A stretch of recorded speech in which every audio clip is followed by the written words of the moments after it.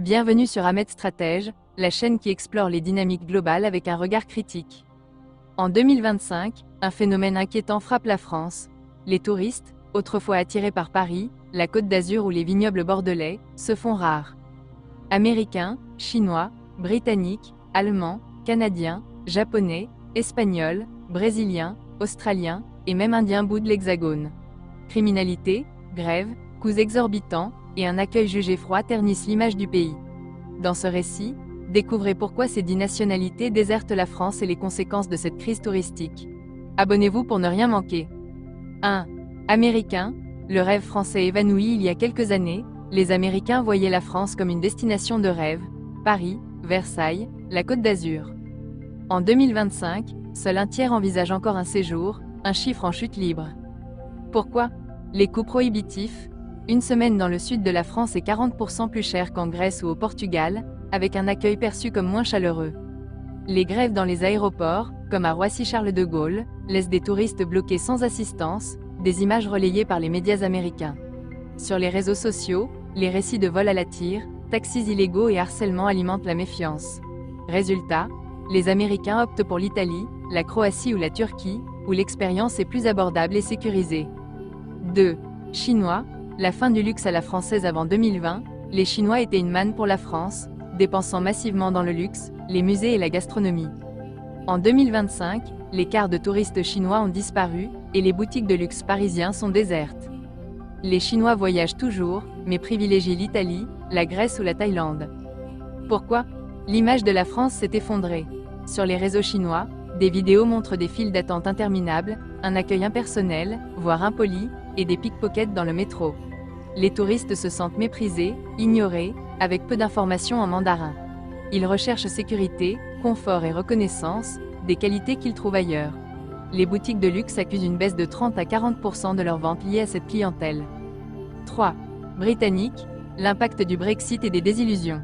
Les Britanniques adoraient la France, camping en Dordogne, marché en Provence, week-end à Calais. Depuis le Brexit, tout a changé. Les formalités douanières, passeports, formulaires, contrôles interminables, ont tué l'époque des voyages spontanés via l'Eurostar. Sur place, les prix, comme un café à Paris 2 à 3 fois plus cher qu'à Londres, et un service jugé médiocre découragent. Les médias britanniques relayent des récits d'agressions, de grèves et de chaos dans les gares, ternissant l'image de la France. Les Britanniques se tournent vers l'Espagne ou le Portugal, où l'accueil est plus chaleureux. Dans certaines régions françaises, les villages autrefois animés par les Anglais se vident. 4. Allemands, l'insécurité au cœur du problème. Les Allemands, autrefois nombreux à visiter la Bretagne, la Côte d'Azur ou les marchés de Noël alsaciens, boudent la France. Un quart ne la considère plus comme une destination de vacances. Le principal motif? L'insécurité. Les médias et forums allemands rapportent des vols de voitures, cambriolages de camping-cars, pickpockets, et des violences dans certains quartiers. Les grèves et un service jugé peu fiable aggravent la situation. Les Allemands préfèrent l'Autriche, la Suisse ou les Pays-Bas, où les infrastructures sont fiables et l'accueil chaleureux. Les villes frontalières françaises, dépendantes du tourisme allemand, voient leur chiffre d'affaires chuter de moitié. 5. Canadiens, une déception pour les francophones. Les Canadiens, notamment les francophones du Québec, étaient attirés par Paris, Lyon, Bordeaux et la Provence. En 2025, ils se détournent. Les billets d'avion et les hébergements sont jugés hors de prix. Les récits de arnaques, de serveurs refusant de parler français aux Québécois, ou de comportements condescendants se multiplient. Certains dénoncent la saleté, l'insécurité nocturne ou l'hostilité dans les transports. Les Canadiens, connus pour leur amabilité, évitent les complications et choisissent la Belgique, la Suisse ou l'Italie. La France, qui aurait pu choyer ses cousins francophones, perd leur fidélité. 6. Japonais, la quête de sécurité et de respect. Les Japonais, séduits par le raffinement français, mode, gastronomie, art, désertent la France.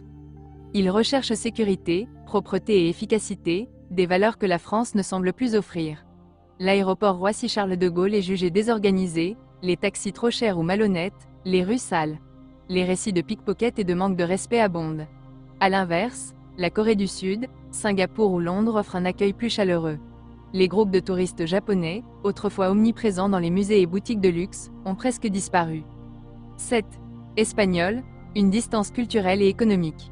Même les voisins espagnols évitent la France. Les prix élevés, essence, nourriture, logements, sont jugés excessifs. L'accueil, perçu comme peu aimable, et les complications administratives, contrôles aux frontières, bouchons estivaux, découragent. Les tensions, comme celles entre chauffeurs routiers, n'arrangent rien. Les Espagnols préfèrent rester dans leur pays ou visiter le Portugal, où l'expérience est moins coûteuse et plus agréable. La France, autrefois prisée, perd son attrait face à des alternatives plus accessibles. 8. Brésiliens, un rêve devenu risqué. Les Brésiliens, fascinés par le romantisme français, se détournent en 2025. La France est perçue comme trop chère, trop loin, et trop risquée.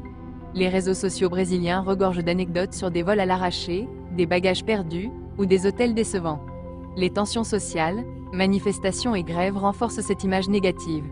Les Brésiliens optent pour les États-Unis, l'Italie ou le Japon, où l'accueil est plus professionnel et l'expérience plus sécurisante. 9.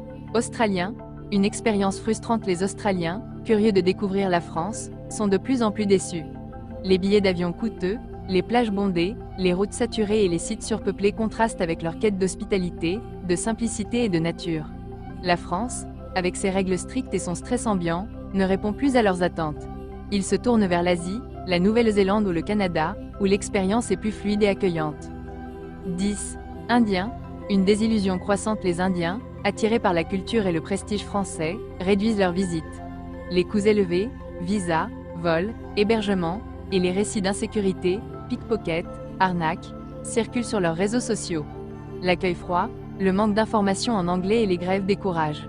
Les Indiens préfèrent l'Italie, la Thaïlande ou Dubaï, où ils se sentent mieux accueillis et en sécurité. La France perd ainsi un marché touristique émerge. Conclusion, une alerte pour la France en 2025, la France fait face à une crise touristique sans précédent.